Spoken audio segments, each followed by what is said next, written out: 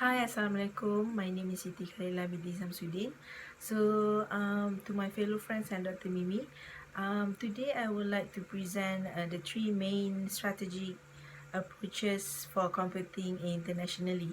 So, basically, it's actually explaining on strategy on how to market the product internationally. Actually, there are three types, and I will be explaining later.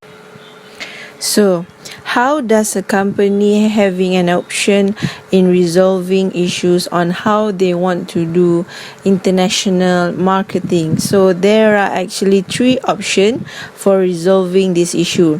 The first one, the company can choose to do multi-domestic strategy. The second one is global strategy, and the third one is transnational strategy.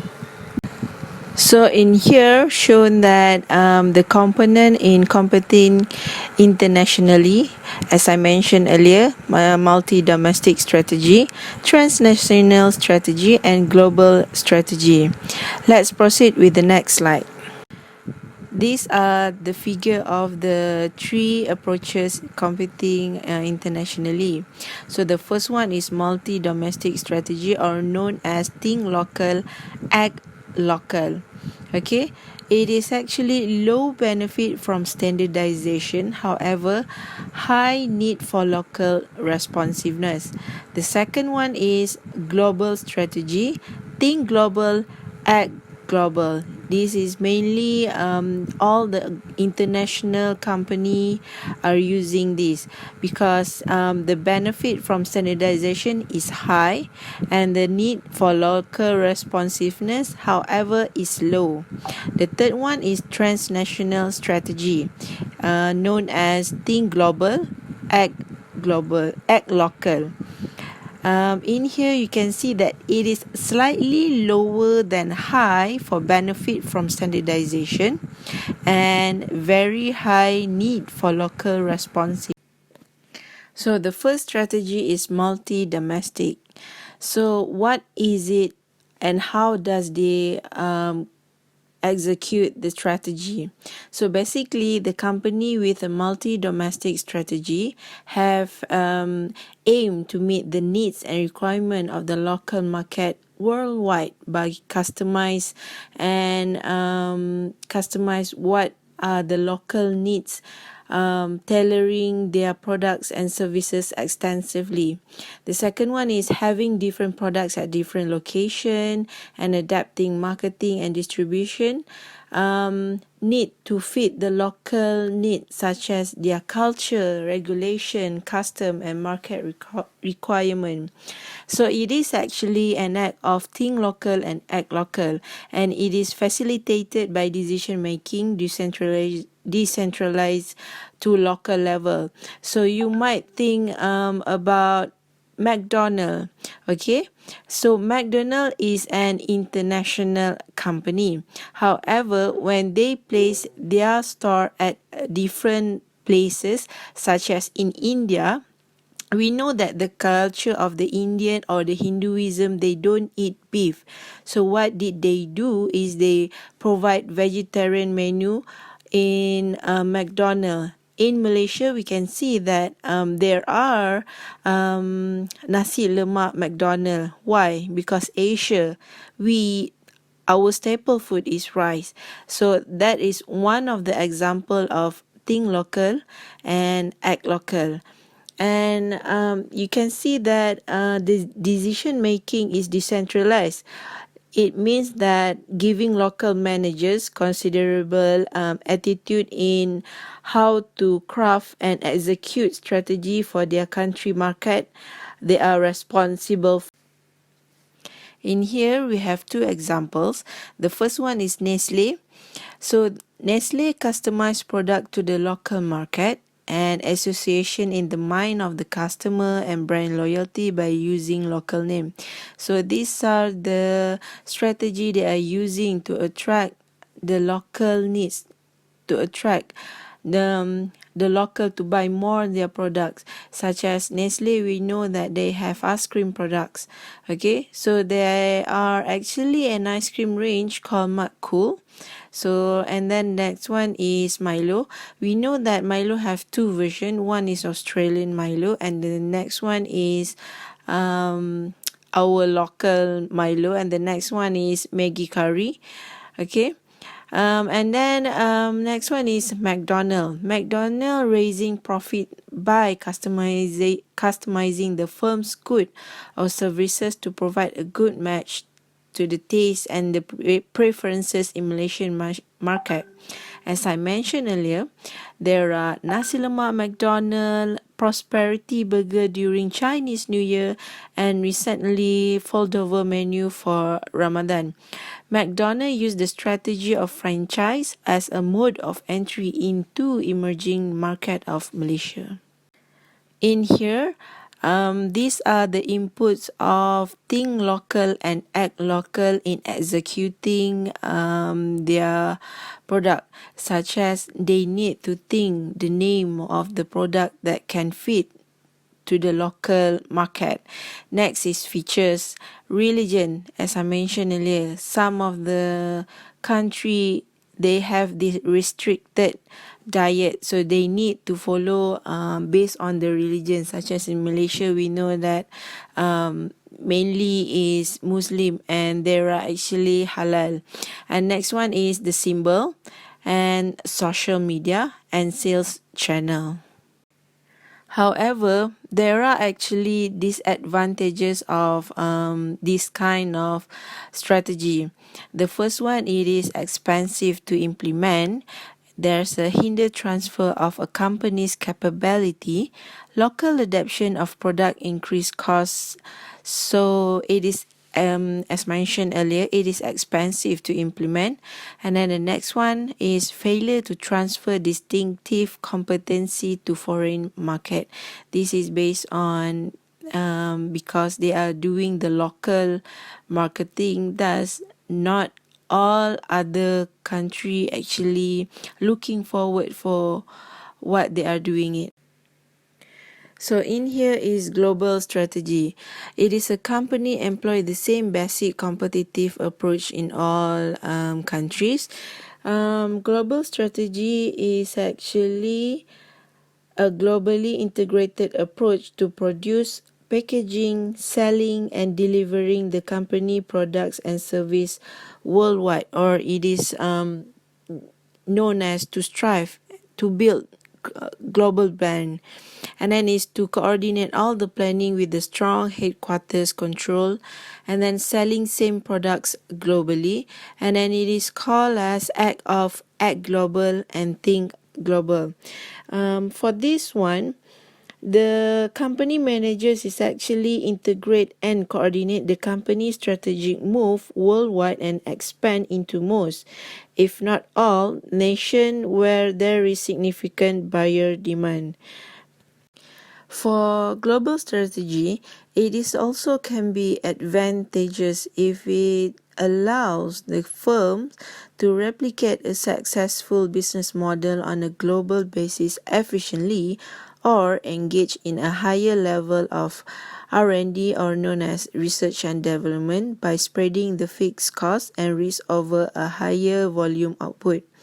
It is a fitting response to industry condition market by global competition. Besides that, there are actually examples on using the global strategy. Consumer electronic companies such as Apple, Nokia, and Motorola tend to employ global strategy. The development of universal standard in technology is one of the factors supporting to the use of global strategy. So these are what the picture of what is global strategy: the adaptation, aggregation, and arbitrage. So it is actually one size does not fit all, modifying the current business model so that it is successful in a foreign environment. So it is shown that there are products that can fit globally. And then one for all and all for one, finding similarities in national market and producing a standardized product for them. And the third one is different count, taking advantage of various differences in manufacturing market across countries. So this is a company where they develop to target growth on a global level for sales for their product, goods or services. Okay, the next one are the example. In here, I have included an example, a very good example of global strategy, which is Apple. So, what is Apple? Apple is actually a products, a company which are selling electronic product consists of tablets, handphone, watch, some gadget and other gadget.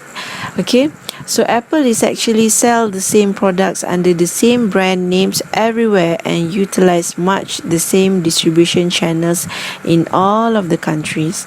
Okay, so basically what is their specialty is actually they are establishing brand image, and they have different differentiation based on a competitive advantage over global rival. You have known that their global rival is actually, their main one is actually Samsung.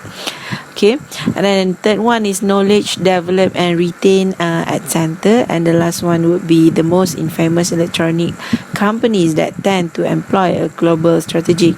But how does they do it? Okay, the first one is actually you can see in here is actually differentiation. So what does it mean? So Apple is an electronic company, and they actually made variation of products like iPod, iPhone, Mac and iPad. The second one is integrated product. Okay, multiple product that integrated as one. Okay, they provide computers and handphone at the same time. They have iTunes where all of the users information are included in one. Okay, and then next one is cost leadership. Okay, Apple make iTunes service that allow company to distribute music digitally without the expenses of the physical production and or known as a CD. And then the last one is concentrate activities. Apple assembling plant is focused on some location. This make labor cost is depressed. However, there are drawbacks on doing global strategy marketing. The first one would be the company not able to meet the local standard, because some of the locals doesn't want or not actually know how to use the high-end tech. And then next one is less responsive to changes in local market condition, and then raise transportation costs and involve in higher tariff, and the last one would be higher coordination costs. So the last strategy is actually transnational strategy. Okay, so basically what is transnational strategy?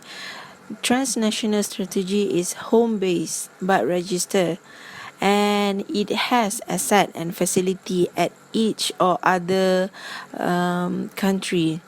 Okay, and then transnational strategy, or sometimes called globalization, incorporates element of both globalized and localized approach in strategy marking. And this type of middle ground strategy is called for when there are relative high need for local responsiveness, as well as appreciable benefit to be realized from standardization. Okay, and then it is actually conducive than other strategy to transferring and leveraging subsidiary skill and capabilities. And the last one is mass customization technique to fit local preferences in efficient manner. So in here, transnational strategy is actually they have global item, but how they market it is they are using it they they they are actually based on local need. such as the example is on the next slide. Okay, in here, actually, the company with the transnational strategy, we can see it in here is one is P&G and one is Unilever. Okay, so what is the Unilever products? Unilever is often described as one of the foremost transnational company. Okay, Unilever actually has become a transnational company in the most basic sense, which is they think global as well as act local. Their product actually require proximity to local market. Economies of scale in certain function justify a number of head office department, and the need to benefit from everybody's creativity and experience in transferring information across the organization highly desirable. Okay, so this is actually a manager all around the world who actually share a common vision and understanding a corporate strategy. At Unilever, actually, some of the brands such as Lipton and Lux soap actually known even in Malaysia, Cambodia, but some of the countries where Unilever's product actually does not have this kind of brand. So that is the differences of transnational strategy, which is they are actually a global company. However, they have like brands such as Lipton tea, okay, and another one we can see in some of the product in the picture actually are not market in Malaysia. Okay, we can see that there are Knorr, Dove, and then some detergent and other items. And the next one is P&G. Okay, they have actually same kind of things or strategy in doing transnational strategy. Okay, the main things that they want to do with transnational strategy is actually maximize local responsiveness by and global integration, gain global integration. So the last one is disadvantages and advantages of transnational strategy. The first one of the advantages is actually complex and harder to implement. It is costly and time-consuming implementation, involving conflicting goals and difficult to achieve. This is actually the disadvantages. And the next one is the advantages. It is benefit for both local and global responsiveness, transfer and sharing resources, and provide benefit of flexible coordination. Thank you.